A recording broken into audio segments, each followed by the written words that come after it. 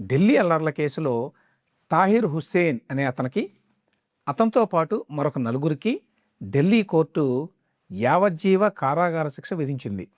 ఏంటి ఢిల్లీ అల్లర్ల కేసు? ఇది 2020లో జరిగింది. 2020 ఫిబ్రవరి 23 నుంచి 26 మధ్యన ఈశాన్య ఢిల్లీలో ఈ అల్లర్లు జరిగినాయి. ఇవి కమ్యూనల్ రైట్స్, అంటే మత కలహాలు. మత కలహాలు ఎందుకు జరిగినాయి ఆ సందర్భంలో? అందులో ఈ తాహిర్ హుస్సేన్ అనే అతను మరొక నలుగురి పాత్ర ఏమిటి? ఇందులో చాలామందికి పాత్ర ఉంది, చాలా కేసులు ఉన్నాయి. కానీ మొదటిసారిగా ఒక మర్డర్ కేసులో కన్విక్షన్ రావడం ఇదే మొదటిది ఈ ఢిల్లీ అల్లర్ల కేసులో. ఫస్ట్ ఢిల్లీ అల్లర్లు ఎందుకు జరిగినాయి అసలు? 2020 ఫిబ్రవరిలో జరిగినాయి అని చెప్పాను కదా. అంతకుముందు 2019 డిసెంబర్లో బీజేపీ ప్రభుత్వం సిటిజన్షిప్ అమెండ్మెంట్ యాక్ట్ అని చెప్పి ఒకటి తీసుకొచ్చింది. 2019 డిసెంబర్లో వచ్చింది ఈ చట్టం. ఏంటి ఈ చట్టం? ఈ చట్టం మీద అప్పట్లో చాలా వివాదం రేగినటువంటి విషయం తెలుసు మనకి. పత్రికల్లో అన్నిట్లో చాలా విస్తృతంగా వచ్చింది.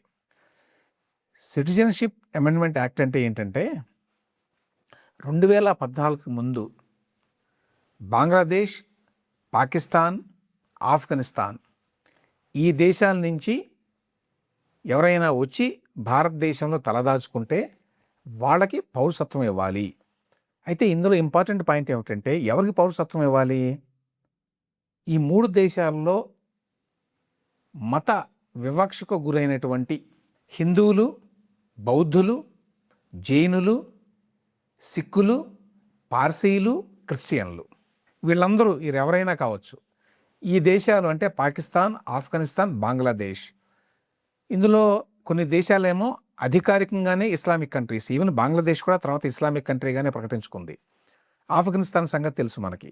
సో ఈ 3 దేశాల్లో అధికారికంగా ఇస్లాం ప్రభుత్వంలో ఉంటుంది.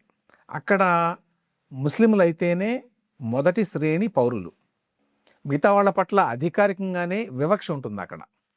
సో ఆ రకంగా రిలీజియస్ పర్సిక్యూషన్ ఉండే అవకాశం కూడా ఎక్కువ ఉంటుంది. అంటే మతపరంగా అణచివేయబడ్డం. ఇట్లా అణచివేతకి ఎవరు గురవుతారు? ముస్లిమేతరులు. ఎందుకంటే అవి ముస్లిం దేశాలు కాబట్టి, అధికారికంగా అవి ఇస్లామిక్ దేశాలు కాబట్టి. అందువల్ల మేము ఈ చట్టం తీసుకొచ్చామని చెప్పి బీజేపీ ప్రభుత్వం చెప్పింది. చారిత్రకంగా ఏంటంటే ఈ దేశాల్లో చాలామంది హిందువులు, బౌద్ధులు ఉండేవాళ్ళు. పాకిస్తాన్లో అయితే సిక్కులు కూడా చాలామంది ఉంటారు. అలాగే జైనులు, బౌద్ధులు కూడా కొంతమంది ఉండేవాళ్ళే. ఇన్ఫ్యాక్ట్ ఆఫ్ఘనిస్తాన్లో ఒకప్పుడు బౌద్ధం చాలా విస్తృతంగా ఉండేది. చాలామంది వినుంటారు, బామియాన్ బుద్ధాస్ అని. అక్కడ పర్వత శ్రేణుల్లో చాలా ఎత్తైన బౌద్ధ విగ్రహాలను చెక్కారు. వాటిని తర్వాత అధికారంలోకి వచ్చినటువంటి తాలిబాన్ వాళ్ళు మొత్తం కూల్చివేశారు. అవి యునెస్కో హెరిటేజ్ విగ్రహాలు కూల్చేశారు. అవి లేవు, ఇప్పుడు ఖాళీగా కనిపిస్తుంది అక్కడ. సో ఆ రకంగా ఈ మతాలకు చెందిన వాళ్ళంతా కూడా వివక్షకు గురయ్యారు. ఈ దేశాల్లో గురి అయ్యేటువంటి అవకాశం చాలా ఎక్కువ ఉంది ఆబ్వియస్లీ.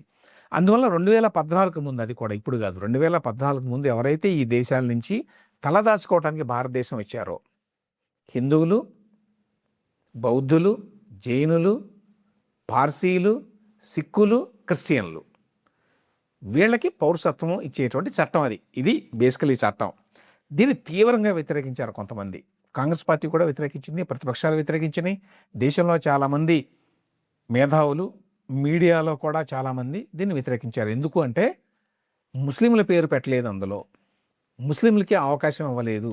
అంటే అది ముస్లింల పట్ల వివక్ష చూపించటం. కాబట్టి ఇది ముస్లిం వ్యతిరేక చట్టం అని చెప్పి అభివర్ణించారు.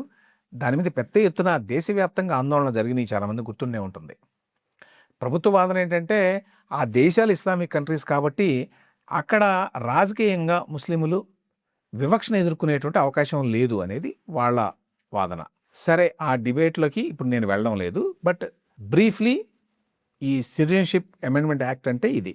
ఈ చట్టానికి వ్యతిరేకంగా దేశవ్యాప్తంగా ఆందోళన చేసిన నేపథ్యంలో 2020 ఫిబ్రవరిలో ఢిల్లీలో కూడా ఆందోళనలు జరిగినాయి. అదే టైంలో చాలామంది గుర్తుండే ఉంటుంది, అమెరికా అధ్యక్షుడు డొనాల్డ్ ట్రంప్ ఇండియాకు వచ్చాడు.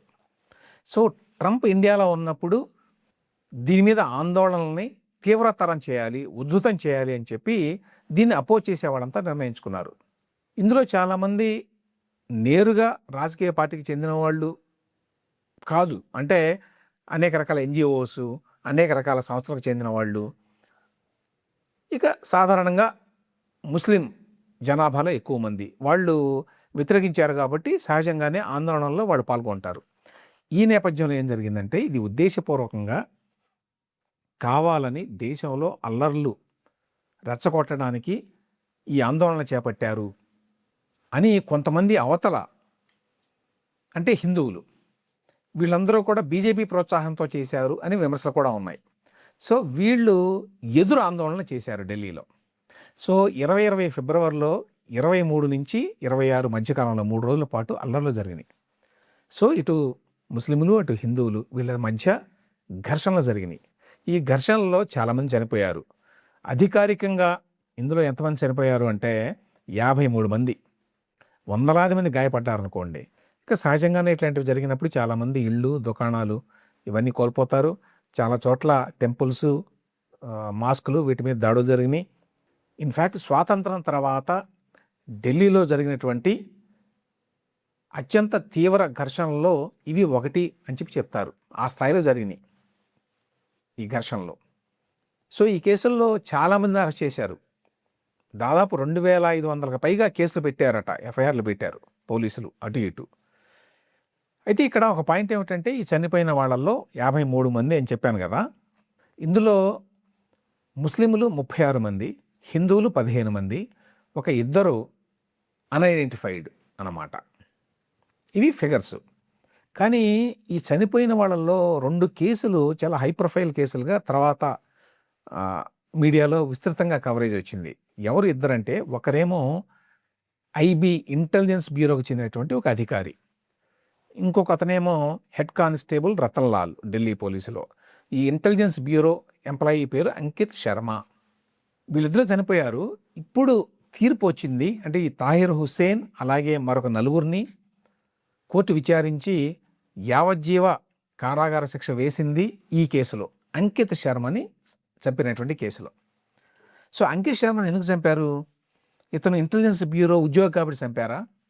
ఐబీ ఉద్యోగం అంటే ఏం చేస్తారు? ఇంటెలిజెన్స్ బ్యూరో వాళ్ళు దేశంలో ఎక్కడైనా ఇట్లాంటి గొడవలు అవి జరుగుతుంటే సమాచారాన్ని సేకరించి ప్రభుత్వానికి అందజేస్తారు. అది వాళ్ళ ఉద్యోగం. మరి ఆ పని చేస్తున్నాడని చెప్పి చంపారంటే అది కాదు.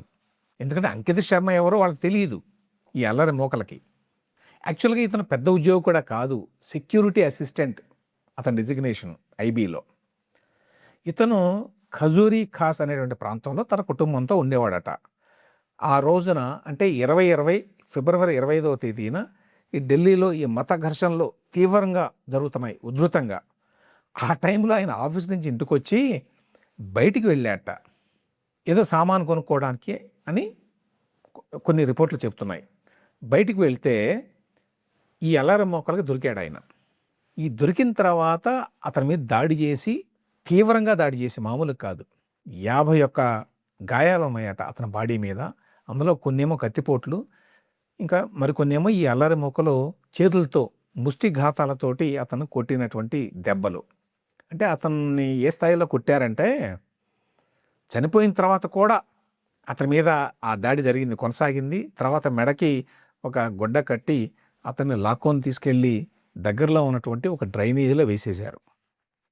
ఆ డ్రైనేజీలో తర్వాత అతని చెయ్యికి తాడు కట్టి ఢిల్లీ పోలీసులు బయటికి లాగుతున్న దృశ్యాలు అప్పట్లో మీడియాలో వచ్చినాయి. ఈ సందర్భంగా ఈ సెషన్స్ కోర్టు 2 విషయాలు చెప్పింది.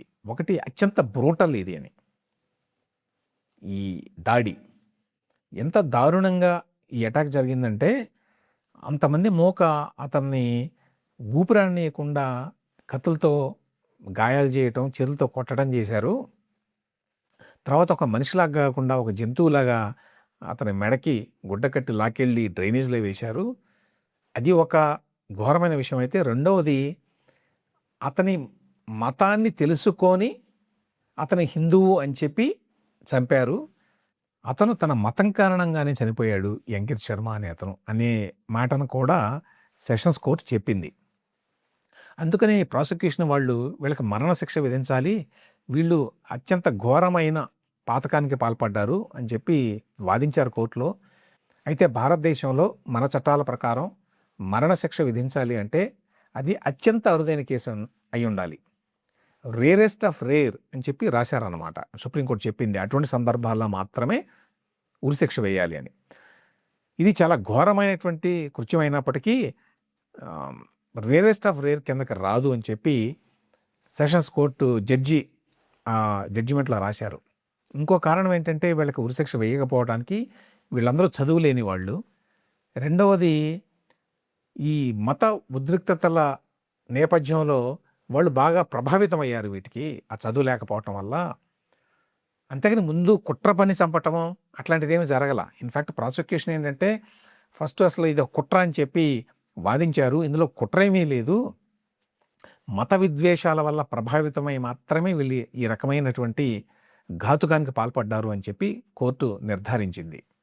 ఈ తాహిర్ హుస్సేన్ నేపథ్యం ఏంటి? ఇతను ఆమ్ ఆద్మీ పార్టీలో ఉండేవాడు. అప్పట్లో కౌన్సిలర్గా కూడా ఎన్నికయ్యాడు ఆమ్ ఆద్మీ పార్టీ తరఫున. ఒక ప్రముఖ మైనారిటీ లీడర్గా ఆప్ అతన్ని ప్రొజెక్ట్ చేయడానికి కొంత ప్రయత్నించింది. తర్వాత ఈ విషయాలు బయటపడిన తర్వాత అతన్ని పార్టీ నుంచి పంపించేశారనుకోండి. గమ్మత్ ఏమిటంటే తర్వాత అతను ఎంఐఎంలో చేరి ఢిల్లీ అసెంబ్లీ ఎన్నికల్లో మజ్లిస్ పార్టీ తరఫున పోటీ కూడా చేశాడు, ఓడిపోయాడు. కానీ ఇప్పుడు సెషన్స్ కోర్టు ఈ జడ్జిమెంట్ ఇచ్చింది, దీని మీద హైకోర్టుకు వెళ్తామని చెప్పి తాహిర్ హుస్సేన్ కుటుంబ సభ్యులు చెప్పారు. సో అప్పీల్కి అవకాశం ఉంది అతనికి. ఢిల్లీ అల్లర్లకు సంబంధించి ఇంకా చాలా కేసులు నడుస్తున్నాయి, కొన్ని కేసులు తీర్పులు కూడా వచ్చినాయి. కానీ అవేవి మర్డర్కి సంబంధించినటువంటి కేసులు కాదు. అవన్నీ ఏంటంటే విధ్వంసం చేశారు, రాళ్ళు విసిరేశారు, ప్రభుత్వ ఆస్తులను ధ్వంసం చేశారు, రోడ్లని దిగ్బంధం చేసి వేరే వాళ్ళకి ఇబ్బంది కలిగించారు, ఇట్లాంటి కేసులు. సో ఆ కేసుల్లో చిన్న చిన్న జైలు శిక్షలు పడినాయి. అంతేకాని ఇంత హై ప్రొఫైల్ కేసులో కన్విక్షన్ రావడం ఇదే మొదటిసారి ఢిల్లీ అల్లర్లకు సంబంధించి. అయితే ఢిల్లీ అల్లర్లకు సంబంధించి మరొక డెవలప్మెంట్ చాలాసార్లు పేపర్లో చూస్తూ ఉంటాం మనం. అదేంటంటే ఉమర్ ఖాలిద్, షర్జీల్ ఇమామ్ అనే ఇద్దరు పేర్లు చాలాసార్లు వింటాం మనం ఈ కేసుకు సంబంధించి.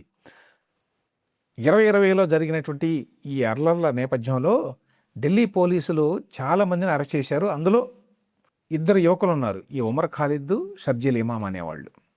ఉమర్ ఖాలిద్ ఏమో JNU Jawaharlal Nehru university student, Sharjeel Imam ఏమో బాంబేలో అనుకుంటాను ఐఐటీలో చదివేవాడు.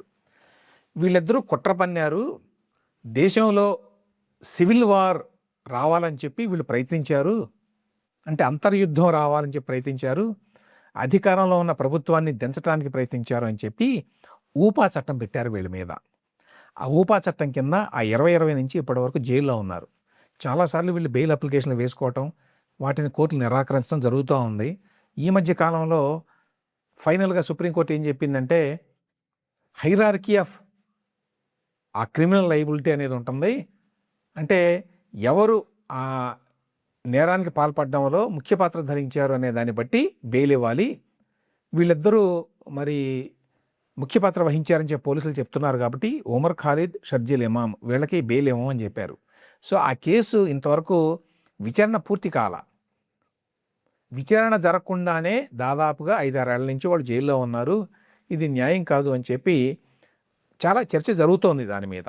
ఇప్పటికీ విచారణ లేకుండానే, నేరం ప్రూవ్ కాకుండానే ఇట్లా సంవత్సరాల తరబడి జైల్లో పెట్టొచ్చా ఊపా అనే చట్టం కింద అనేటువంటి డిబేట్ నడుస్తోంది. వాళ్ళిద్దరూ మాత్రం ఇప్పటికీ జైల్లో ఉన్నారు. ఈ ఢిల్లీ అల్లర్లకు సంబంధించి నిందితులకి యావజ్జీవ కారాగార శిక్ష పడటం ఇదే మొదటిసారి.